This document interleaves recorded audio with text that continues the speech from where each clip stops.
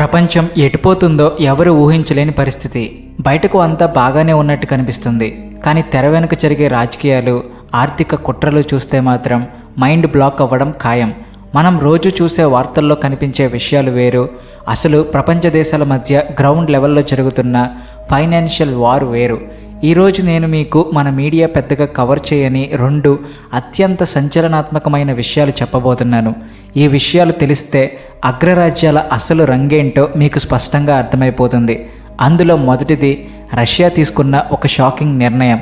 2026 మొదటి 6 నెలల్లోనే Russia central bank ఏకంగా 44 టన్నుల బంగారాన్ని తెగనమ్మేసింది. అసలు ఎప్పుడు బంగారాన్ని కొని దాచుకునే రష్యాకు ఇప్పుడు ఇలా అమ్మాల్సిన అవసరం ఎందుకొచ్చింది? ఇక రెండవది, ఏ దేశం పీకల్లోతో అప్పుల్లో కూరుకుపోయిందో చెబుతూ ఒక కొత్త ర్యాంకింగ్ బయటకు వచ్చింది. అసలు అప్పులు ఎక్కువ ఉంటే ఆ దేశం బికారీ అయిపోయినట్టేనా? ఈ రెండు కథనాల వెనుక దాగి ఉన్న అసలు స్టోరీ ఏంటో ఇప్పుడు మనం డీటెయిల్గా మాట్లాడుకుందాం. అంతకంటే ముందు మీరు మా ఛానల్ సబ్స్క్రైబ్ చేయకపోతే వెంటనే ఇప్పుడే సబ్స్క్రైబ్ చేసుకుని కామెంట్ సెక్షన్లో జై హింద్ అని రాయండి. సాధారణంగా ఒక మనిషికి అప్పు ఉందంటే వీడి పని అయిపోయింది, ఆస్తులు అమ్ముకుంటున్నాడు అనుకుంటాం కదా. అలాగే ఒక దేశానికి భారీగా అప్పులు ఉన్నాయని పేపర్లో రాగానే ఆ దేశం ఆర్థిక పరిస్థితి పూర్తిగా నాశనం అయిపోయిందేమో అని చాలామంది భయపడుతుంటారు. వాస్తవానికి ఒక దేశం ఆర్థిక స్థితి గురించి మాట్లాడుకునేటప్పుడు చాలామంది చేసే పెద్ద తప్పు ఏంటంటే కేవలం ఆ దేశం మీద ఎంత అప్పు ఉందో ఆ నెంబర్ మాత్రమే చూస్తారు. కానీ ఎకనామిక్స్ బాగా తెలిసిన వాళ్ళను అడిగితే అసలు నిజం చెబుతారు. ఆర్థిక శాస్త్రంలో కేవలం అప్పు నెంబర్ని బట్టి ఒక దేశం పడిపోయిందని ఫిక్స్ అవ్వడం ఏమాత్రం కరెక్ట్ కాదు. ఆ దేశం ఆర్థిక వ్యవస్థ సైజు ఎంత, వాళ్ళ జీడిపి ఎంత, ఆ సంపాదనతో పోలిస్తే అప్పుల శాతం ఎంత ఉందనేది చాలా ఇంపార్టెంట్. అందుకే ప్రపంచంలో అత్యధిక అప్పు ఉన్న దేశం ఎల్లప్పుడూ అత్యంత ఆర్థిక ఇబ్బందుల్లో ఉందనుకోవడం పచ్చి అబద్ధం. ఇది అన్నిసార్లు నిజం కాకపోవచ్చు. IMF వాళ్ళు 2026లో రిలీజ్ చేసిన ఒక రిపోర్టు ప్రకారం చూస్తే మొత్తం ప్రభుత్వ అప్పుల విషయంలో ప్రపంచంలోనే నెంబర్ 1 ప్లేస్లో కూర్చుంది ఎవరో కాదు, సాక్షాత్తు పెద్దన్న అమెరికా. అవును, మీరు విన్నది అక్షరాల నిజం. 2026 నాటికి అమెరికా ప్రభుత్వం మీద ఉన్న అప్పు సుమారుగా $40.7 ట్రిలియన్ చేరుకుంటుందని ఘోరమైన అంచనా. ఈ $40.7 ట్రిలియన్ అంటే ఎంత పెద్దదో తెలుసా? చైనా, జపాన్, బ్రిటన్, ఫ్రాన్స్ లాంటి బడా దేశాల మొత్తం అప్పులన్నీ కలిపినా కూడా అమెరికా అప్పు వాటన్నిటినీ ఈజీగా దాటిస్తుంది. దీని అర్థం ఏంటి? అమెరికా ప్రభుత్వం తన రోజువారీ ఖర్చుల కోసం నిరంతరం భారీగా బయట నుంచి రుణాలు తీసుకుంటూనే వస్తుంది. ఇక అమెరికా తర్వాత సుమారు $22.3 ట్రిలియన్ అప్పుతో చైనా రెండో స్థానంలో నిలిచింది. దాని తర్వాత సుమారు $9 ట్రిలియన్ అప్పుతో జపాన్ మూడవ స్థానంలో ఉంది. ఆ తర్వాత స్థానాల్లో యూరప్ దేశాలైన యునైటెడ్ కింగ్డమ్ 4వ స్థానంలో, ఫ్రాన్స్ 5వ స్థానంలో, ఇటలీ 6వ స్థానంలో, జర్మనీ 7వ స్థానంలో వరుసగా క్యూ కట్టాయి. ఇదంతా విన్నాక మరి మన భారతదేశం పరిస్థితి ఏంటి అనే టెన్షన్ మీకు వచ్చే ఉంటుంది. ఈ అప్పుల జాబితాలో మన భారతదేశం 8వ స్థానంలో ఉంది. 2026 నాటికి భారతదేశం మొత్తం ప్రభుత్వ రుణం సుమారుగా $3.46 ట్రిలియన్ చేరుకుంటుందని అంచనా వేస్తున్నారు. దీన్ని బట్టి చూస్తే అప్పుల పరంగా ప్రపంచంలో అత్యధిక అప్పులున్న బడా దేశాలలో మన భారతదేశం కూడా ఒకటని ఒప్పుకోవాలి. అయితే ఇక్కడే మీరు ఒక విషయం చాలా క్లియర్గా అర్థం చేసుకోవాలి. మనకి ఇక్కడ పాజిటివ్గా జరుగుతున్న విషయం ఏమిటి అంటే మన ఆర్థిక వ్యవస్థ కూడా అదే స్పీడ్తో రాకెట్ లాగా డెవలప్ అవుతూ వస్తుంది. అందువల్ల కేవలం మనకున్న అప్పు నెంబర్ని పట్టుకుని మన దేశం ఏమైపోతుందో అని కంగారు పడిపోయి తప్పుడు నిర్ధారణలకు రావడం కరెక్ట్ కాదు. ఇక్కడే రుణ జీడిపి నిష్పత్తి అనే ఒక కొత్త లాజిక్ ఎంటర్ అవుతుంది. ఒక దేశం వార్షికంగా ఎంత సంపాదిస్తుంది, దానికి వాళ్ళ అప్పుల శాతానికి మధ్య ఉన్న లింక్ని ఇది సూచిస్తుంది. ఈ ఒక్క కొలమానం మొత్తం సీన్ని పూర్తిగా మార్చేస్తుంది. ఈ అప్పు జీడిపి నిష్పత్తి జాబితా చూస్తే జపాన్ అందరికంటే అగ్రస్థానంలో నిలబడి షాక్ ఇస్తుంది. వాళ్ళ ప్రభుత్వ అప్పు ఏకంగా వాళ్ళ జీడిపిలో దాదాపు 204% చేరుకుంది. సింపుల్గా చెప్పాలంటే జపాన్కు వాళ్ళ మొత్తం ఆర్థిక వ్యవస్థ కంటే 2 కంటే ఎక్కువ అప్పు ఉంది. ఏ దేశానికైనా ఇంత భయంకరమైన అప్పు ఉంటే అది పెను ప్రమాదం. కానీ జపాన్ విషయంలో ఎవరూ భయపడడం లేదు. ఎందుకంటే జపాన్ అప్పులో ఎక్కువ భాగం వాళ్ళ సొంత పౌరులు, ప్రైవేట్ సంస్థల వద్దే తీసుకున్న అప్పు. అందుకే అంతర్జాతీయ మార్కెట్ జపాన్పై ఇంకా తమ విశ్వాసాన్ని కొనసాగిస్తూనే ఉన్నాయి. ఇక ఈ లిస్టులో సింగపూర్ రెండవ స్థానంలో ఉంటే వాళ్ళ అప్పు జీడిపిలో సుమారు 172%. ఆ తర్వాత సూడాన్ 169%తో, బహ్రెయిన్ 152%తో, ఇటలీ 138%తో, గ్రీస్ సుమారు 137%తో వరుసగా ఉన్నాయి. ఇక 40 ట్రిలియన్ల అప్పు ఉన్న అమెరికా ఈ లిస్టులో 9వ స్థానంలో ఉంది. వాళ్ళ అప్పు జీడిపిలో సుమారు 126% ఉంది.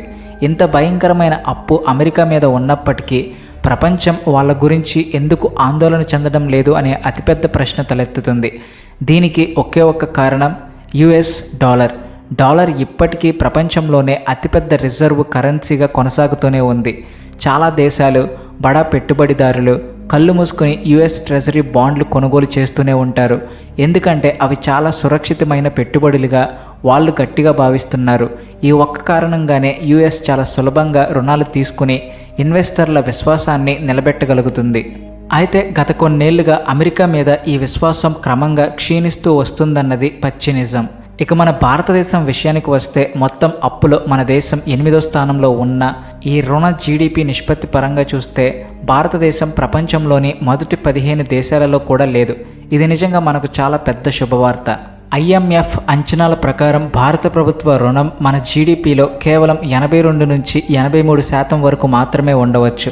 అంటే Japan, United States, Italy, Greece, France లాంటి ప్రధాన దేశాల కంటే మన భారతదేశం ఉన్న స్థానం ఎంతో మెరుగ్గా, సేఫ్గా పరిగణించబడుతుంది.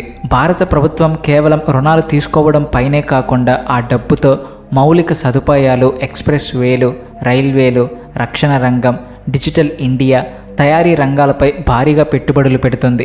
ఇలా ఆర్థిక వ్యవస్థ వేగంగా వృద్ధి చెందుతూ ముందుకు వెళితే భవిష్యత్తులో ఈ రుణ భారాన్ని మనం చాలా క్రమంగా తగ్గించుకోవచ్చు. యూరోప్ వైపు చూస్తే అక్కడ అనేక ప్రధాన దేశాలు తమ తలకు మించిన రుణాలతో ముందుకు సాగుతున్నాయి. ఇటలీ, గ్రీస్లకు ఇప్పటికే భరించలేనంత రుణభారాలు పడిపోయాయి. ఫ్రాన్స్, బ్రిటన్ల ప్రభుత్వ రుణం కూడా ఎక్కడా తగ్గకుండా స్థిరంగా పెరుగుతూనే ఉంది. కానీ జర్మనీ మాత్రం తన ఆర్థిక విధానాలలో కఠినమైన క్రమశిక్షణ పాటిస్తుంది. వాళ్ళ రాజ్యాంగంలోనే ప్రభుత్వం ఇష్టం వచ్చినట్టు అధికంగా రుణాలు తీసుకోకుండా కంట్రోల్ చేసే ఒక నిబంధన ఉంది. అందుకే జర్మనీ అప్పు ఫ్రాన్స్, బ్రిటన్, ఇటలీల కంటే చాలా తక్కువగా ఉంది. అప్పులు ఎంత ఉన్నా తిరిగి కట్టే సామర్థ్యం, ప్లానింగ్ ఉంటే పెద్ద రుణం ఉన్న దేశం కూడా సేఫ్గానే ఉంటుంది. ఇప్పుడు ఏమాత్రం లేట్ చేయకుండా రష్యా గురించి మాట్లాడుకుందాం. రష్యన్ సెంట్రల్ బ్యాంక్ విడుదల చేసిన తాజా డేటా ప్రపంచవ్యాప్తంగా ఉన్న ఆర్థిక నిపుణుల దృష్టిని విపరీతంగా ఆకర్షించింది. 2026 జులై నాటికి రష్యా ప్రభుత్వ బంగారు నిల్వలు సుమారు 2282 టన్నులకు దారుణంగా పడిపోయాయి. 2026 ప్రారంభం నుండి చూసుకుంటే రష్యా సుమారు 43.5 టన్నుల బంగారాన్ని కోల్పోయింది. వాస్తవానికి ఇది సుమారు 1.4 మిలియన్ టన్నుల బంగారం తగ్గుదలను సూచిస్తుంది. అయినా ప్రస్తుతం రష్యా వద్ద మిగిలి ఉన్న బంగారం మొత్తం విలువ సుమారు $299 బిలియన్ అంచనా వేశారు. ఆశ్చర్యకరంగా రష్యా బంగారు నిల్వలు ఇలా తగ్గడం ఇది వరుసగా 6వ నెల. గతాన్ని చూస్తే 2006 నుండి 2025 వరకు రష్యా ఏకంగా 1900 టన్నులకు పైగా బంగారాన్ని మార్కెట్లో కొనుగోలు చేసి ప్రపంచంలోనే అతిపెద్ద కొనుగోలుదారుగా చరిత్ర సృష్టించింది. కానీ ఇప్పుడు సీన్ రివర్స్ అయింది.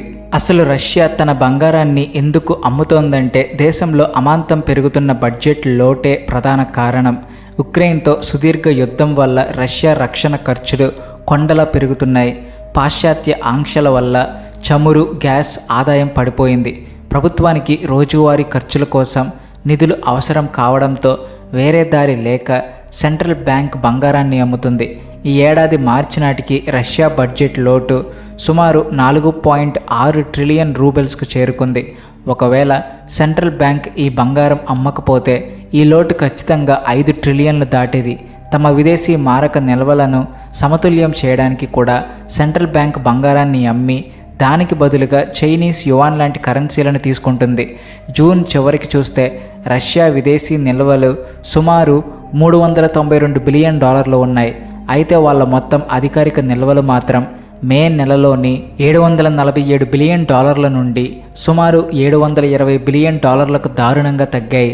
2002 తర్వాత ఒకేసారి ఇంత భారీగా ఏప్రిల్ 2026లో రష్యా నిల్వలు తగ్గాయని నిపుణులు చెబుతున్నారు. కేవలం జనవరి నుంచి ఏప్రిల్ మధ్యలోనే వాళ్ళ నిల్వల నుండి సుమారు 28 టన్నుల బంగారం కరిగిపోయింది. గత 20 ఏళ్లలో ఇదే అతిపెద్ద క్షీణత. మరోవైపు రష్యాలో సామాన్య ప్రజలు మాత్రం ఆర్థిక అనిశ్చితి భయంతో తమ పొదుపు కోసం బంగారాన్ని భారీగా కొంటున్నారు. ఈ ఏడాది అక్కడ బంగారం వ్యాపారం ఏకంగా 350% పెరిగింది. రూబెల్స్లో లెక్కేసి చూస్తే అది 500% పెరిగింది. రష్యన్లు కరెన్సీ కంటే బంగారాన్ని సురక్షితమైన పెట్టుబడిగా నమ్ముతున్నారని ఇది సూచిస్తుంది. రష్యా ఏటా ఏకంగా 300 టన్నుల బంగారాన్ని ఉత్పత్తి చేస్తూ చైనా లాంటి దేశాలకు సైలెంట్గా ఎగుమతి చేస్తుంది. రష్యా తమ కొన్ని లావాదేవీలకు కూడా చైనీస్ యువాన్ వాడుతుంది. అంతర్జాతీయంగా పెరుగుతున్న ధరల వల్ల మన భారతదేశం కూడా రష్యా నుండి బంగారాన్ని భారీగా కొనుగోలు చేసింది. రష్యా సుమారు $3 లక్షల విలువైన బంగారాన్ని అమ్మి బిలియన్ల డాలర్లు లాభంగా సమీకరించింది. ఆసక్తికరంగా బంగారం పరిమాణం తగ్గిన పెరిగిన మార్కెట్ ధరల వల్ల వాళ్ళ దగ్గరున్న మొత్తం విలువ మాత్రం అలాగే బ్యాలెన్స్ అయింది. ఏదేమైనా ఇలాంటి తెర వెనుక జరిగే లోపలి నిజాలు, దేశాల ఆర్థిక కుట్రలు మన ప్రధాన మీడియా ఎప్పుడూ ప్రస్తావించదు. ఇలాంటి ర్యాంకింగ్లను కవర్ చేయడం వాళ్ళ వల్ల కాదు. ఈ వార్తలపై మీ అభిప్రాయాన్ని తప్పకుండా కామెంట్స్లో మాతో పంచుకోండి. ఈ విషయాలు మీకు ఇంట్రెస్టింగ్గా అనిపిస్తే మా ఛానల్ వెంటనే సబ్స్క్రైబ్ చేసుకుని బెల్ నోటిఫికేషన్ నొక్కండి.